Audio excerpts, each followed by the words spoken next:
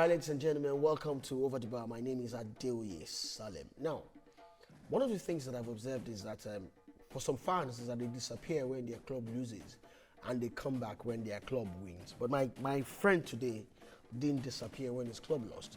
He was bold enough to say, guy, I'm coming to play things over the bar, but I'm not playing my club over the bar. Ladies and gentlemen, I've got my brother, my friend, the poet himself, Onome. Yeah. It's nice being here with you this evening. And you at least put it rightly. I mean, the fact that your team has lost doesn't mean that it's them they won. After all, they were winning before, we're there enjoying it. So we lost too. Let's also enjoy the losses too. So what happened in the Champions League? What happened to us now? Well, the Lens team, though I don't want to say they are a team that should give us issues, but they've been doing well in their league. I mean, for them to be in Champions League season, it means they did something well last season. So the game, Arsenal, it's not even played well, though the loss of Saka made our attack, I won't say a bit toothless, made it toothless. It wasn't as free-flowing as it was. And I will not take anything from Lens. They played well too, they really played well. So, and their keeper, they didn't need to take that keeper out on an outing because the guy really saved some goals, seriously. So, it was a fair game, and I wasn't too sad about the loss because we played well. You know, we played well. So hey, this is rare coming from an Arsenal fan. At least, well, I think I need to rephrase my statement and be a bit more careful. But of course, most of the people I've spoken to, a lot of people were out against Arteta, against the team, blaming the team, not realizing the fact that that Lens team is also a very good team on their day. But just saying that, okay, that goalkeeper stood out, and I tend to want to agree with you. But I've got a talking point. One of the talking points for me is the fact that why is Arteta continually risking Saka? that is really a deep question, and rightly so, because I myself, when I saw the lineup, my expectation was he should have traveled with that team. I mean, we could do. Even if Arsenal loses that match, I don't think it's the end of the world. We still qualify with that group easily, and even top it as the case may be. So I also asked the question: why did he actually travel with him? Why is he actually risking, Saka, like you rightly asked? And well, I'm not in the coach's mind. I don't know what to say. I don't know if he has had a conversation with Saka that, do you know what? Can you just sit out this game? And Saka said, boss, don't worry, I can play. I don't know if they've had a conversation. But I want to think that he has been receiving a lot of knocks. He didn't play the Carabao Cup game. I'm glad he didn't anyways, due to knocks. So I was even surprised he played against Bournemouth. No, Bournemouth. I was surprised seeing him in the lineup. So I really don't know what's going through Arteta's head. Like I said, I don't know if he has had a conversation with him, and Saka is the one that's being adamant that he wants to actually play. I have no idea. So I really don't know what's going through Arteta's mind right now. Well, you say you don't really know what's going through Arteta's mind. I think that I would want to say that from the look of things, no one likes to change a winning team, and no one likes to change a winning hand. But I guess in the game of football, you need to realize at some point in time that, look, your winning hand might not be at 100%. Of course, we know that there are players who may not be at 100%, but then they still tend to give 1,000%. They turn up, they show up, they turn up, and they don't give up. And I think Saka falls in that category. True. But for how long are you going to keep risking that young man and say, look, at the end of the day, you're my man, I'm going to keep using you? But then there's another conversation that I don't think we've had a chance to really ask on Over the Bar. And that conversation has to do with the situation. You have a different perspective about it, or you believe that Ramsdale right now should just go, or you think he should stay? What's your perspective? What's your understanding of the whole thing? What advice would you give to both parties? Well, like I said last time, we had this discussion when Arsenal played. I can't remember the game. I think it was the Bournemouth game. I think, yeah. Right now, it's the situation that Arsenal finds in terms of the keeping position. I won't say Arteta has put himself in a situation, because now he has chosen Raya as his number one. So it means Arteta is, as I already said, is my number one. So whoever doesn't like it, could just maybe go hang him herself somewhere else. Yeah, so that's the way. So he has already made his choice. Now, but the thing there is this: now for Ramsdale now, it's now left for him to see if he still wants to be there to fight for his spot. Because even before Raya came to the team, the stats were put out there. in terms of both of them as keepers, and Raya actually aced Ramsdale. Like I said, I love Ramsdale. He's a good character. He's loving. When you see him, you just naturally just like him, irrespective of his sometimes his own seriousness sometimes, because he can be very childish when it comes to keeping sometimes. That's for Ramsdale anyways. But that's who he is anyways. Wait. I like to break this out. Is it when it comes to doing his job as a goalkeeper, or when it comes to saving shots, or when it comes to conceding certain goals that we can call sin? Yeah, it's when it comes to conceding certain goals. Most of the times I don't know, will I say it's overconfidence that gets to him sometimes. He concedes or does some things that he shouldn't do. Though, these days now, every modern goalkeeper now, every team wants to have a modern goalkeeper that plays from the back. I don't understand the way football, but that's where football is right now. Every team wants to have a keeper that plays from the back. So, and most of the time, you're going to be at the risk of making errors because when you pass out from the back. Ramsey did it, Ederson has done it, Alisson has done it, so I won't even blame that on him. But like getting back to the point now, Ramsey now, it depends on him now. He's going to choose to stay and still fight for his place. It's up to him. Now, I don't know the conversation he has had with Arteta, if Arteta sees him as part of the team. But no, it's going to be difficult for him because Ramsey sees himself as a top goalkeeper right now. Of course, before he came to Arsenal, nobody knew him. Of course, people knew him as the keeper that kept for two teams that got relegated. Not a bad story. That is, I'm coming to that. Since you brought that up, one of the things that Arteta said that I loved was when in his defense of Ramsdale, and also I think in his defense of his choices, he said, "Look, I signed him when nobody believed in him." And I tend to want to look at things and say that I think Mikel Arteta still believes in him. But I also want to look at it and say that, look, this man is working on some kind of playing pattern that is, and he wants to have a choice. And right now, based on the kind of opponents he's had in the past, or in the couple of games that Raya has played, Raya seems to suit. And why so?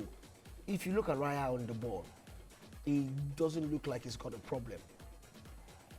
It doesn't look like he's ever been under pressure, which is something that's when you look at Ramsdale a few times, you can sometimes say that he is a bit panicky.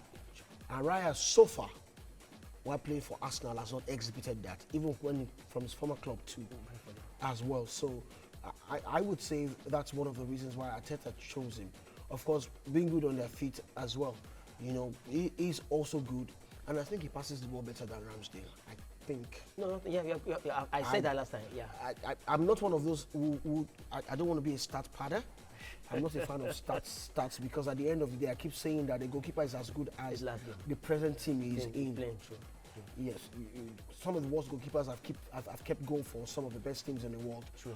And then we thought they are super fantastic, and then when they left, saw what eventually happened to them. I don't want to mention names. I don't make any names. I'm not a good man. Interesting. But I think that having two top goalkeepers is good for the team. It might not be a very healthy situation for the goalkeeper, but it's good for the team. They made a mistake with Szczesny, for instance, and give and take. Or either you agree or you disagree.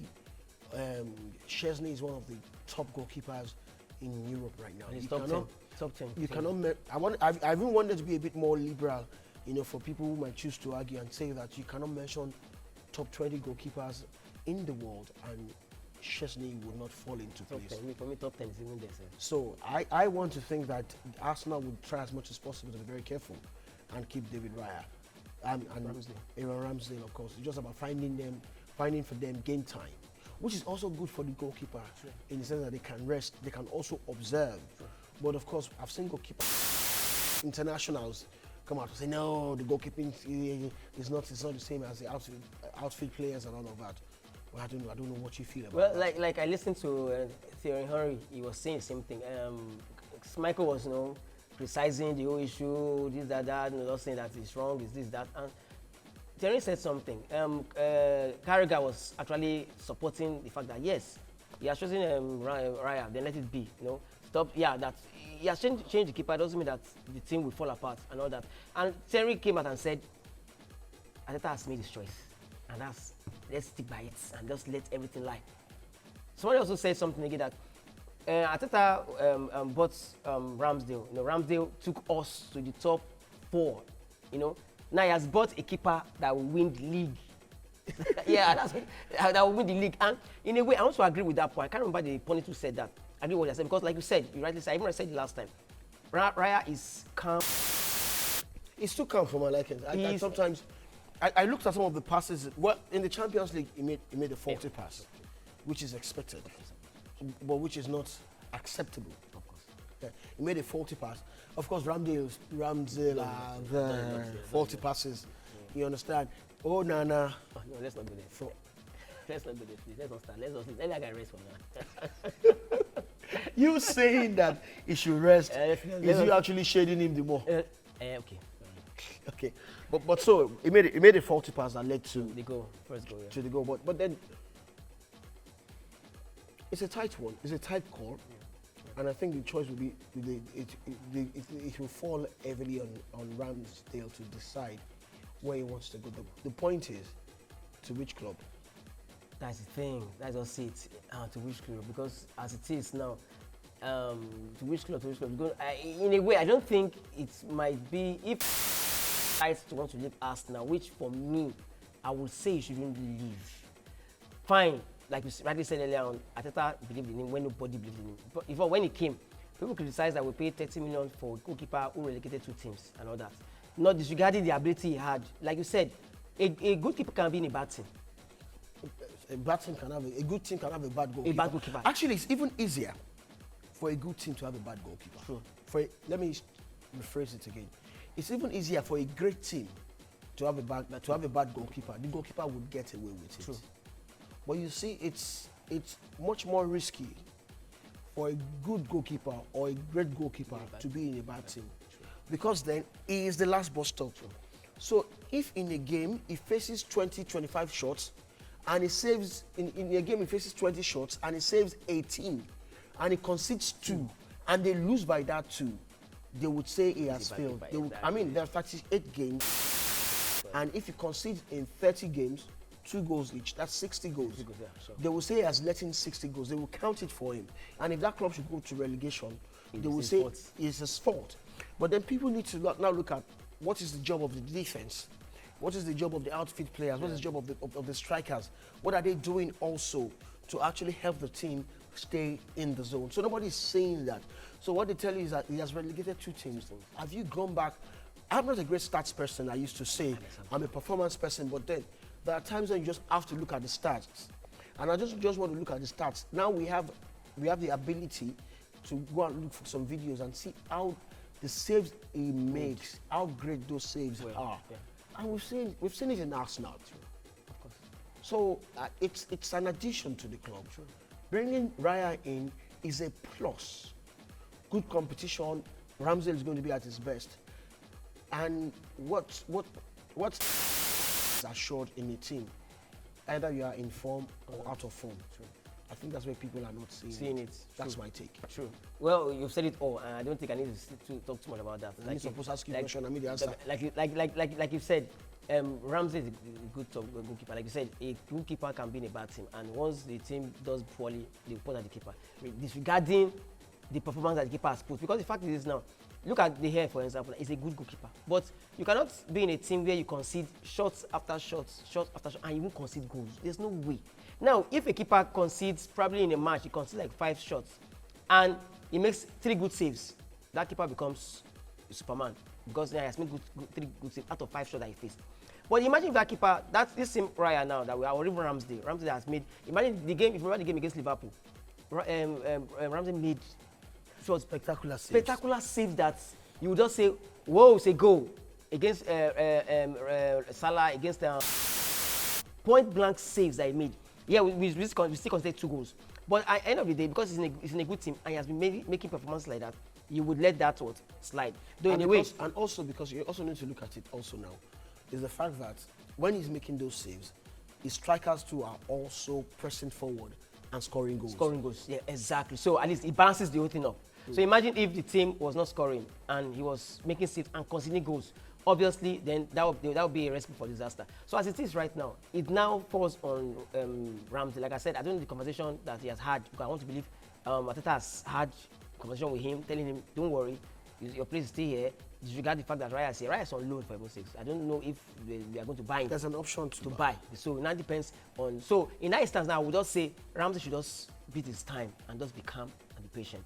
Because now we don't know if Ateta might decide, okay, let me just buy him.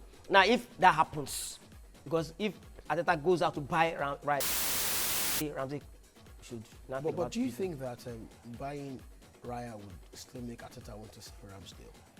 Let me explain. Okay. If you're building a world-class team, okay, it's an error to have a lesser goalkeeper as your second choice. True. It has done us damage before. Okay. I think we all could remember in the days of Hans Lehmann, and who was his deputy? Manuel Almunia. And at that time, it was very clear that Manuel Almunia is not on the same level with Lehmann. And when Lehmann left, I feel Arsenal suffered. So I don't think Ateta want to expose himself to that kind of punishment again. You have a point, because 2 seasons ago, before Ramsdale came, it was Bernardo that was there. When Bernardo had that injury against the Brighton, that was the 2020 season when the corona was causing havoc all over the world. It was Martinez that stepped in. Now, none of us knew. I don't think. I'll answer for myself. I don't think I knew much about the ability of Martinez until he started playing for Arsenal when Leno had that injury, foot injury. And we saw how he was playing well. He was good, and it led to the fact that when Bernardo came back, of course, there was this debate. For him. There was no place for him. Exactly, there was this debate if Martinez was still going to be number one and all that, but at the end of the day, Ateta stuck with his guns. Bernardo is my number one, regardless of what performances that Martinez has put up. And that led to Martinez feeling that he's also a good keeper, so he can't be number 2 to Leno, he has to leave, and he left. So like I said, now, it now depends. Like you said now, it is a very good thing when you have 2 top goalkeepers. Though, when you look at it generally, how many teams, in the days of Barcelona, how many teams you have 2 top goalkeepers in that team? It's rare, because you look at Bayern Munich then, they had Manuel. Who was his backup? I don't think we would do his backup, sir, because it was always Manuel all through. Even when he came to replace him, we had no idea who he was. So Arsenal will be the first team, I would say, yet at least in my present day memory that I could think of, that has 2 top goalkeepers. Nobody will argue that Raya is a good goalkeeper. Nobody also will argue that Ramsey is also not a top goalkeeper too. So right now, like I said, it's good if we can. I repeat, if Ateta buys Raya at the end of the season and we have 2 top goalkeeper and they decide to remain the team because they're going to have a lot of games to play, then it's good for the team. Really good for the team. Oh, well, this is it's going to get very interesting. There was a time when nobody wanted goalkeepers who could play with their feet. Nobody was even thinking about it. Your number 1 duty was just to stop goals, save goals. Now there's a major craze almost in all the top clubs to have a goalkeeper who can play with his feet. They say he gives the attack an extra man. In fact, it goes beyond top. If you check out Premiership teams, all of the I don't get the craze behind players from the back. Even those that don't have the ability, they're from the back. So well, this might be the beginning of another fabulous fad of another journey where teams start to sign 2 great goalkeepers. True. Somebody will probably have to start it. True. And I think maybe Mikel Arteta has started that. So I think that should end that debate. The only worry you guys have right now is what's going to happen in your weekend game when you come up against Man City. You have to go there. I didn't want to mention it. It's so good. For the first time in a long time, I decided not to be like Rugged Man. I didn't want to name names. But you, my friend, have decided to name names. Oh, name names. Yeah, it's Manchester City. City. It's Manchester City team that we all can fear like we did fear them last season. Well, let's look at it this way. Okay. If it's a draw, they're 1 point ahead of you. They've got 18. Yeah. Arsenal have 17. Tottenham too has got 17. So they've got 18 points after match week 7. That's out of a possible 21 games. Yeah. 21 so they're 3 points short of the maximum point. Arsenal is 4 points short of the maximum point. A draw will still keep it the same way. Same way, yeah. But should Arsenal win, Arsenal will top the league with Yeah. 2. Yeah. 2 points. Yeah. 2 points. Of course, if Tottenham win also, 2 points. there Yeah. may be goal difference. But the key is, the point is this. Do you see Arsenal winning at all? That's a tough question, especially with the fact that we have injuries piling up. Even when we had our top players, we still lost to the same team. So, I mean, imagine the fact that we have Saka, one of our best players, Martinelli is not available at the moment. So I don't know how the team will play for Saka when, and because I know if you look at our attacks, fine, Arsenal plays from the left, right. When Martinelli is operating, we go down that flank. When Saka is available, so we're not a team that focuses our attack on one setting. We can go all through. If it's going to be through the middle, we also do that also. So as it is now, Saka is injured. We don't know the update here. We don't know if he's going to be available for that game on Saturday weekend. I would love him to be available because I think after that game, he's going to be international break. I think so. So that would give him an ample time to at least refresh and go and reboot himself and at least relax. Would you want, based on all that has happened to Saka in the last couple of weeks, I mean, 2 games back to back now, in fact 3 games back to back, injury scare. 2 games back to back, he's had to leave almost right during halftime. Game, yeah.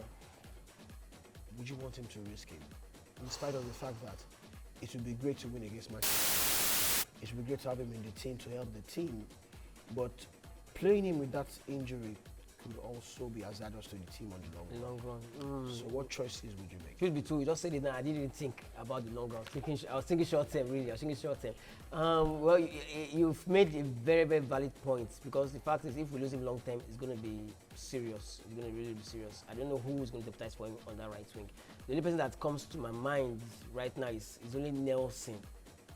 That comes to my mind right now playing that because Trossard is available, so he can play from the left. So I think Nelson can go to the right and play. So except if presently what Arteta has been doing, he has been playing Jesus on the left. So I don't know the experimentation is going to do with that. And the fact is, Jesus has not really done too well on that left because most of the time it slows down the attack. It's not as fluid as a Martinelli or even as fluid as a Trossard. But fine. I think Jesus' best position, Jesus functions well when you let him play in the middle. Free roll, yeah, true.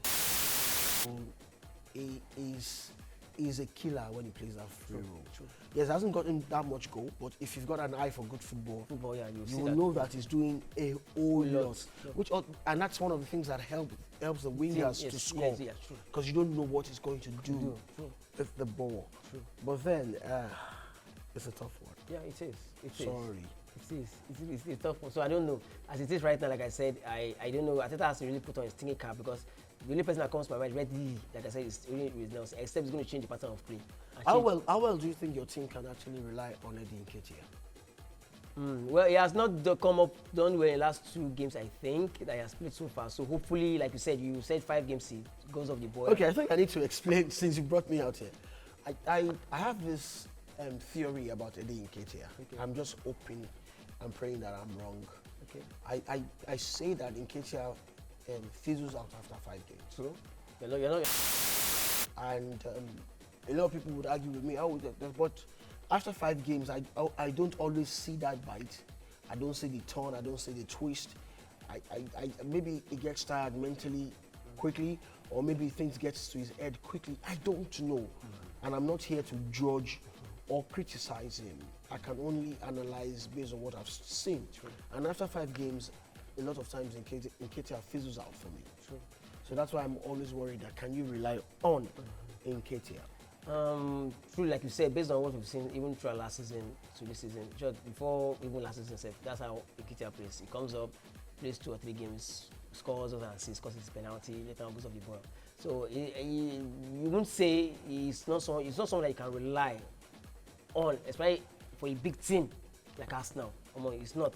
So he's just there as a backup in case, even Jesus, though Jesus, like we know, of course, we all love him, he does a lot of it's just that scoring is always an issue for him. His shooting puts sometimes can be off his target anyways. But fine, he's a good player as a kid. So Nketiah is not someone that we can say we can rely on the long term. We can't. He can only just come up on the bench, do like you say 5 games, go off the ball again, then can give on the bench again, then comes up again, and it does the same 5, then go and all that. So as it is right now, talking about the game on Sunday, I really don't have my fear. I'm not really scared because even Man City themselves too are not really firing on all cylinders too. I've heard from the match they played before they played Wolves. I think they played. They played against what team they played against now? That was against was it Sheffield now? Who they played? They won 2-1 anyways, 2-0 rather. It was a tough game for them, like really tough for them. Now, and they had a red card. Yeah, it was against Bournemouth, I think. Well, I think it should be against them. They had a red card and they couldn't. It was Forest, Nottingham Forest. That game was tough for them. It was really tough for them. Fine, they won, but it wasn't as easy as it was. And the game the next weekend, that was against. What happened? Was egged them up. Egged them like wolves, literally. They really egged them like wolves, you know. So, and as it is right now, they don't have Rodri. Now, people keep saying Man City are strong. Fine, they are strong, but why are they not strong now since Rodri is not there? They should be stronger without Rodri. But now they're saying Rodri is not there. The team is looking not steady because Rodri is a cog in that team. So it goes to tell me, about that, but me, that Man City is not as strong as they are. Haaland is just the person that's making that team look as if they are superior. Really, if you remove Haaland from that team, trust me, Man City will just be just like an ordinary team. Because the era where they had David Silva, where they had... So you're saying that if you remove Haaland from Manchester City, they're as good as an Everton side? They are good. Okay, no. Everton's too... let's not we say they could... Yeah. And Aston Villa? West Ham? Maybe an Aston Villa. Yeah. Aston Villa team is a good team. Should be too. It's a good team. So if you remove Haaland from that team, Haaland is the one that's made them look so super. What about if you remove De Bruyne and Bernardo Silva? De Bruyne is not even there right now, so you can see. No, I'm saying overall, we expect if you remove De Bruyne, well, De Bruyne right now, you see, De Bruyne of now, or De Bruyne of 2 seasons ago, is not De Bruyne of now. So I'm not even scared of De Bruyne because he's now getting aging, and that's. Is it aging or the sudden over-reliance or the sudden get the ball to Haaland at all costs kind of philosophy that they're playing? Okay, everything culminating into one. It's also aging too, because you can see the injuries that he has having last season has been recurring. So obviously age is catching up on him. I mean, it's 32 or 33 or so. So of course, when age comes, you can't drag it away. Then the point you made also is also part of it also.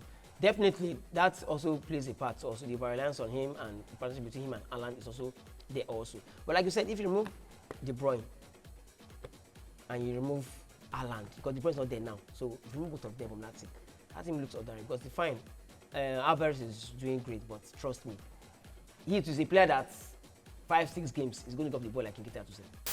Okay. Our time is almost over, but then before we go,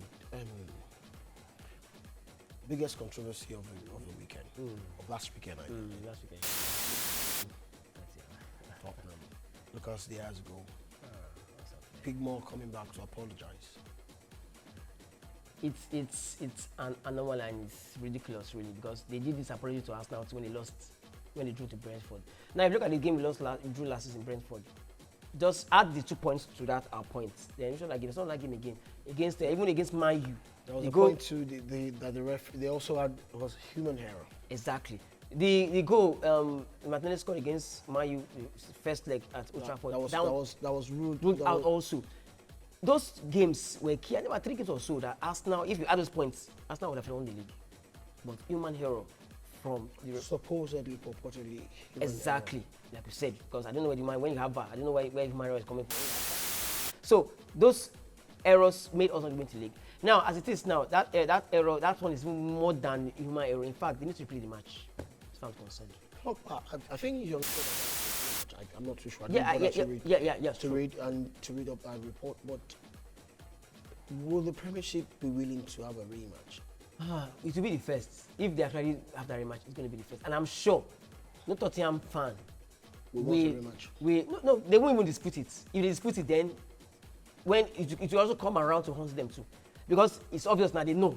If you look at no Tottenham fan is saying anything. Jimmy O'Hara, Tottenham, one of the Tottenham legends, he's not saying anything because he knows, yes, it's clear, obvious that goal was a goal. So imagine if that goal went in, that goal was counted. I'm sure that match, worst case scenario, to end in a draw. So let's look at it now. let's look at it. Should the Premier League, which I doubt they will anyway, should the Premier League concede to the request or concede to pressure and have a replay? Would that not set a dangerous antecedent where clubs said or who feel cheated would demand for a replay? Would that not extend the Premier League dates and seasons? Would that not upset the calendar? And would that not also put clubs, would that not put the FA, the Premier League, I beg your pardon, at the mercies of the club? Like you said, it's just like both of us are in sync, because it's like you just picked out what I was saying in my mind from my head. So, like you said now, if you sets a precedent that the Pigmo might not, the Premiership might not be able to cope with, because if that happens, which I know they won't anyway, because they know that if that happens, other clubs will be demanding the same thing. And if those clubs do not get it, then they will say, that means you guys need preferential treatment for Liverpool, because Liverpool is a top club, blah, blah, blah, blah. They to go on and on. So I'm sure that they won't want to go that route. Instead, giving Liverpool an apology, let them take it, because we also, the same happened to us last season too, and we also took it. So right now, the government cake, make everybody they chop. I was chopping breakfast though. but then, it's interesting, because at the end of the day, a point can determine a season. True, of course. Like I said, it cost us. I mean that game, I was angry when I saw the apology. After that Brentford game, I was angry. Are you guys kidding me? What apology are you guys? That apology, does it give us the points to have the 3 points? Does it make? No, it doesn't. So that one's gone, has gone. So it doesn't. So when those things happen, it hurts the team that is at the receiving end. Now the team that favored now, of course, they will go somewhere and just sit down and be laughing. But trust me, like I said, everybody will receive their own. Okay, quick one now. I read a report where, between you and I, from what we've seen, it looks as if, well, we don't know until it's put to work in the Premier League. The World Cup was a different thing entirely. But the VAR used at the World Cup seems to be much more advanced than the rule-the-line one being used in the Premier League. But I read a report where it was actually Premier League clubs that kicked against that particular one. Really? Whoa. If they did that, then I really don't know, because even the one being used in the Champions League, I mean, it's just no argument. No, it doesn't take time. It doesn't waste time. They just do the thing and it's offside, and we move on. Of course, they've said the hand does not have an effect on offside. So if the hand is there, of course, it's not counted. So, I mean, why? Okay, you know the funny part. That decision on Sunday. Why didn't they draw the line? There was a miscommunication between the. Was it intentional? We don't know, because we can't really mind of them. What I even read was they said then the VAR referees went on. I think they went to officiate the match in one faraway country. Blah blah blah. Probably they were fatigued, this and that. They had enough time to prepare and blah blah blah blah. I mean, lame excuses for we say lame excuses, because you've damaged the morale of a team. Now I don't know what that will. How that will affect Liverpool in the next game. Of course, they have 2 red cards on top of that again. I mean, so I don't know how that will affect them. So really, they need Premiership to step up their game, because this season we are just 7 games in and we're having so much controversy as regards VAR. So much of it. So much controversies as regards VAR. So much pain as regards injury. Well, Arsenal, injury or no injury, the fixtures has been made. They are not going to change the fixtures for you because you're playing Manchester City. We move. Yeah, we move. Play that game. Like I've said, Rodri is missing, and though I won't say that is a big loss to them, though I don't know how much that will affect them, because like I said, we saw the game at the weekend against Wolves, and we could say, I don't know if the absence of Rodri actually affected that team. I don't know about that. So we don't know how the absence will affect Rodri. Though pundits have been saying Rodri is not there, the Rice obviously will step up, that and that. Let's see. The Community Shield, we played the Community Shield, and of course, Man City played that game, and we also came back later in the game and we drew that game. So I only just wish that Arsenal will not go there and respect them. Fine, they're Man City. They've been trolling you, beating you. No one had a win over Man City in a very, very, very long time. So I believe this match will be an opportunity for us to break that dog. Man City are not really firing on cylinder. They are not. I watched the game yesterday against Leipzig. They won, of course, Leipzig, but I don't think they are that fantastic. So if Arsenal, if Arteta can just grow some, okay, he has some balls anyways. Some coyones. Exactly. But I just wish he would just tell his boys, guys, let's break this jinx. Let's not be the whipping boys of Man City. This is our point to break that jinx. if they can cut out errors, because errors, the game at Emirates last season, errors was what defined that game. Tomiyasu started it, then it went, the ripple effect went on. So if we cannot cut down errors and just play our game, let's play our game. Like I said, I told you recently, Arsenal have not started playing yet. We've not started playing well yet. So if this Sunday, if that starts, regardless of the fact that we might have injury concerns, if that starts, then trust me, Arsenal will that game. So if we come out with a draw, I'll be okay with it, but not a loss. Not a loss. Okay, well, it's going to be a very super Sunday, I must say. Super Sunday in the sense that when it kicks off at 2 p.m., we'll be seeing Liverpool come up against Brighton Hove Albion. That's Liverpool will be traveling to Brighton. And what we'll be looking out for is how will they play with those two red cards, and then, of course, with the damaging effects, the psychological effect that the cancelled goal had on their game. Will they, at the end of the day, overcome that and give us some fantastic memories? Well, of course, Brighton haven't been their best. And they've not been, like someone said, somebody must have turned on the bright lights at Brighton.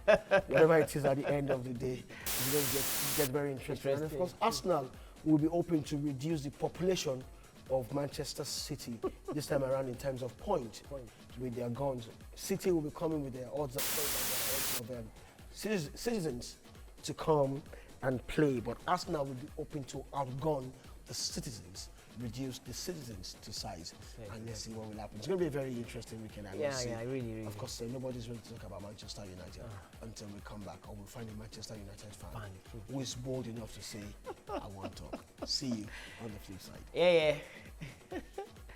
Ah, man.